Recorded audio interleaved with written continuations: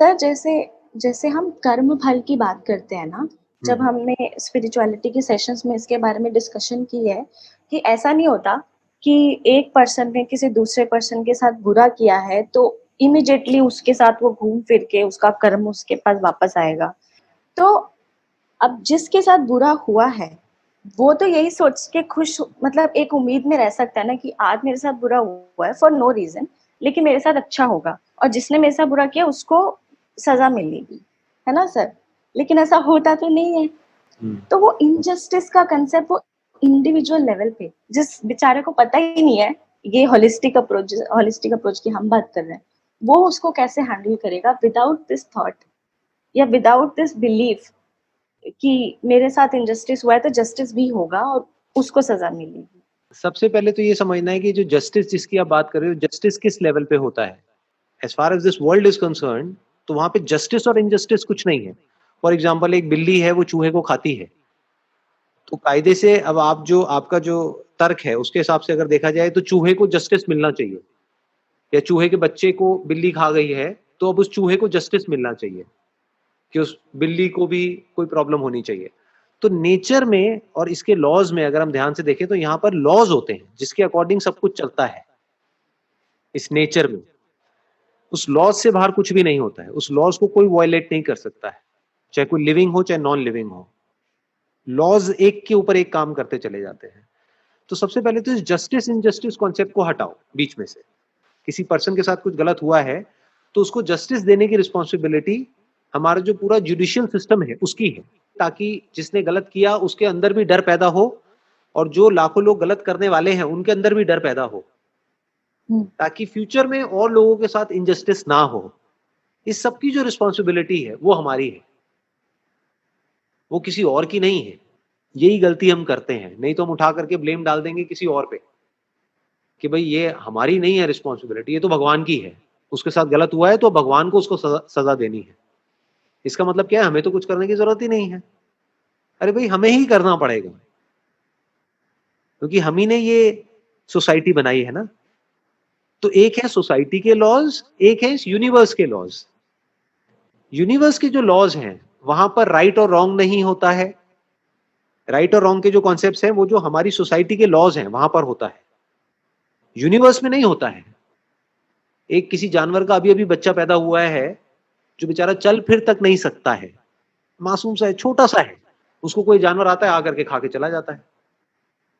अब इसमें क्या राइट है क्या रॉन्ग है, क्या जस्टिस है क्या इनजस्टिस है, क्या सही है क्या गलत है, कौन सही है कौन गलत है, किसको पनिशमेंट मिलेगी और क्यों मिलेगी? क्योंकि उसको भूख थी, उसने अपनी भूख मिटा ली जा करके। बट हमारी जो सोसाइटी है वहां पे ये सारे कॉन्सेप्ट्स होना बहुत जरूरी है, नहीं तो लोगों का विश्वास उठ जाएगा लॉ एंड ऑर्डर पे से, and that is a very dangerous situation to be in.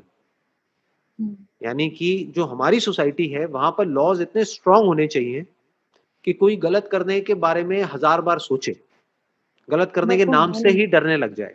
But वो है नहीं ना वो सर, है वो नहीं, तो वो हमारी कंट्री में बिल्कुल नहीं है, नहीं बट है। और कंट्रीज में है ना। बहुत हम्म। सारी ऐसी कंट्रीज हैं जहां पर है, तो हमको उनसे सीखना पड़ेगा कि हम्म। वहां पर कैसे हैं और हमारे यहाँ पे क्यों नहीं है, हम्म। और वो कैसे हो सकता है। उसकी शुरुआत कहीं ना कहीं से तो होगी ना। हम्म। तो बेसिक जो फंडा है कि अगर हमको किसी के साथ कुछ गलत हुआ है और उसको जस्टिस दिलाना है तो वो हमारा जस्टिस जो सिस्टम है वो सही होना चाहिए। इसमें हमको जबरदस्ती लॉ ऑफ कर्मा को बीच में नहीं घुसाना है। लॉ ऑफ कर्मा की भी बहुत सारी लेयर्स हैं, उसको भी ध्यान से समझना पड़ेगा कि अगर कोई गलत करता है तो उसके साथ गलत किस लेवल पे होता है। सबसे पहले जिसने भी कुछ गलत किया किसी के साथ में, उसने कुछ गलत सोचा ना, तभी तो हम्म। गलत किया। तो जैसे हम्म। ही उसने गलत सोचा तो उसके साथ गलत होना शुरू ऑलरेडी हो चुका है। बट अगर सर उसके अंदर वो कंसेप्ट राइट रॉन्ग का है ही नहीं, जो हाँ, तो उसको जिसकी ऐसा कुछ हम फील बात नहीं कर होगा, रहे हैं, तो तो उसको फील उसके नहीं लिए होगा। मर्डर करना भी सही है, तो उसके लिए उसके मर्डर उसको करना तो भी रियलाइज भी नहीं होगा। राइट, उसको रियलाइज तक नहीं होगा। तो अब उसको और उसके जैसे और लोगों को रियलाइज कैसे कराया जाएगा? सोचो, उसको तो ये गिल्ट तक नहीं हो रहा कि मैंने कुछ गलत किया है। उसके अंदर सही गलत का कॉन्सेप्ट ही खत्म हो जाता है, या है ही नहीं, मान लो वो कॉन्सेप्ट। बचपन से उस बंदे के साथ में गलत ही गलत हुआ है, तो उसके लिए दुनिया का मतलब ही गलत है कि मेरे साथ गलत हुआ, मुझे भी गलत करना है अगर अपने आप को प्रोटेक्ट करना है तो उसके अंदर सही का तो कॉन्सेप्ट ही नहीं है। तो पहले तो एजुकेशन सिस्टम को इतना स्ट्रांग करना होगा कि हर बच्चे को एजुकेशन मिले, सही एजुकेशन मिले, सिर्फ वो किताबी कीड़े वाली एजुकेशन नहीं, बल्कि एक्चुअल जो मॉरल एजुकेशन है वो भी मिले। मॉरल एजुकेशन मतलब एक सही गलत के कॉन्सेप्ट भी उसके दिमाग में घुसे, कुछ कहानियां घुसे सही और गलत की, ताकि जैसे ही वो कुछ गलत करने जाए तो कहीं ना कहीं वो कहानी उसके माइंड में प्ले हो और वो कंफ्यूज हो जाए कि मैं ये करूं या ना करूं, ये थॉट उसके माइंड में आए। ये रोल है एजुकेशन सिस्टम का, ये रोल है उसके पेरेंट्स का। दूसरी तरफ से अगर मान लेते हैं एजुकेशन सिस्टम भी अपनी जगह पे फेल हो गया, पेरेंट्स भी अपनी जगह पे फेल हो गए, गवर्नमेंट भी अपनी जगह पे फेल हो गई, यानी वो एजुकेशन दे ही नहीं पाई बच्चों को, बहुत सारे बच्चे ऐसे हैं जो कभी स्कूल ही नहीं गए, तो उनके अंदर ये कॉन्सेप्ट्स ही नहीं है। अब ऐसा बंदा अगर कहीं कुछ गलत करता है तो उसके लिए हमारा जो लीगल फ्रेमवर्क है वो बहुत स्ट्रांग होना पड़ेगा, that has to be very very strong. But इस सब में लॉ ऑफ कर्मा का कहीं कोई कॉन्सेप्ट नहीं है, समझ गए? जो लॉ ऑफ कर्मा चलता है वो बड़ा ही अनबायस तरीके से चलता है, उसमें आपकी सोच और मेरी सोच मैटर नहीं करती है।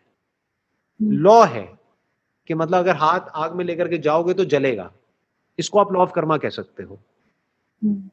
बट आप ये नहीं कह सकते कि वो बच्चा तो बेचारा इनोसेंट था, उसको तो पता ही नहीं था कि आग में जाकर के हाथ जलेगा, उसका क्यों जल गया, उसका तो नहीं जलना चाहिए। ये कौन आकर के बीच में बोल रहा है? ये हम अपना दिमाग लगा रहे हैं। तो लॉ ऑफ कर्मा जो एक्चुअल में है वहां पे आपकी सोच और मेरी सोच काम नहीं करती है, वहां पे लॉज काम करते हैं, प्रकृति के नियम होते हैं, उन नियमों के हिसाब से सब कुछ होता है। कि अगर छत से कोई गिरेगा, अब चाहे वो इनोसेंट है चाहे वो क्रिमिनल है, तो दोनों गिरेंगे तो दोनों को लगेगी, और अगर ज्यादा ऊपर से गिरेंगे तो दोनों मरेंगे। वो पार्शियलिटी नहीं होगी वहां पे कि ये तो अच्छा इंसान था, इसने बड़े अच्छे कर्म किए थे तो ये नहीं मरना चाहिए, ये बुरा इंसान था तो ये मर जाना चाहिए, ऐसा नहीं होता है। और जो गलत करता है वो माइंड के लेवल पे खुद ही अपने अंदर ही अंदर जलता है, बशर्ते कि उसके माइंड में ये कॉन्सेप्ट्स कहीं ना कहीं से प्लांट हो रखे हो सही और गलत के। You got it? पूरा जो हमारा ये अभी जो डिस्कशन हुआ है उसका सोल्यूशन किस एंड पे है? तो ये सोल्यूशन हम ही को निकालना होगा कि for example if you are a teacher, तो अब आपको देखना है कि आप अपने लेवल पे क्या कर सकते हो। जो लोग भी अभी इस वीडियो को देख रहे हैं, जो मुझे सुन रहे हैं, उनको दिमाग लगाना है कि वो अपने लेवल पे क्या कर सकते हैं। हर एक को सिर्फ इतना ही सोचना है, दैट्स इट। और अपनी उंगली को कहीं और नहीं उठा करके पॉइंट आउट करना है कि ये काम तो किसी और का है, ये तो भगवान का है, वो सजा देगा।